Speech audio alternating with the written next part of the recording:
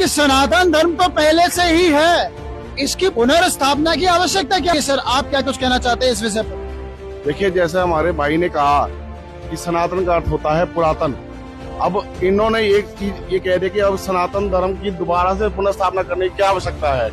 तो जो इन्होंने स्थापना कर रखी है, इनकी पहले स्थापना जो इन्होंने कर रखी है, वो ये बताया हुआ है इन्होंने समाज को कि जो पुरातन धर्म है, सनातन धर्म है, वो श्री राम जी तक इन्होंने बता रखा है।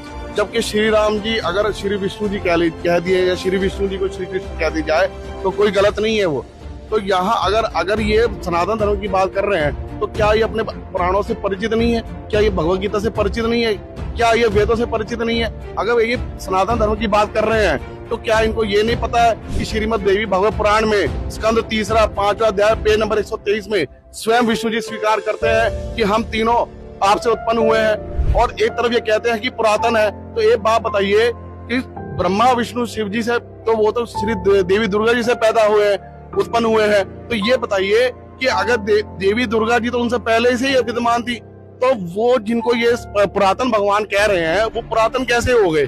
तो ये तो खुद ही इनके पुराण इनको जो है इनकी बात को नकार रहे हैं कि वो पुरातन भगवान नहीं है, जिनको इन्होंने पुरातन बोल करके समाज में जो है प्रचलित कर रखा है।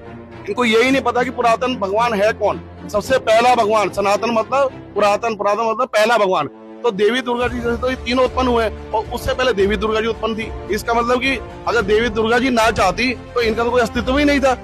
और अगर आप देवी दुर्गा जी की बात करें, अगर हम ये सोचे कि फिर इनमें से कोई सनातन नहीं, इसका मतलब नहीं सिद्ध होता, तो फिर देवी दुर्गा जी सनातन हो गई। तो अगर देवी दुर्गा जी सनातन है तो देवी दुर्गा जी खुद हिमालय को कहती हैं कि मेरी पूजा भी छोड़ दो, आप एक ओम की पूजा करो और ब्रह्म की पूजा करो। उसका एक ओम मंत्र है।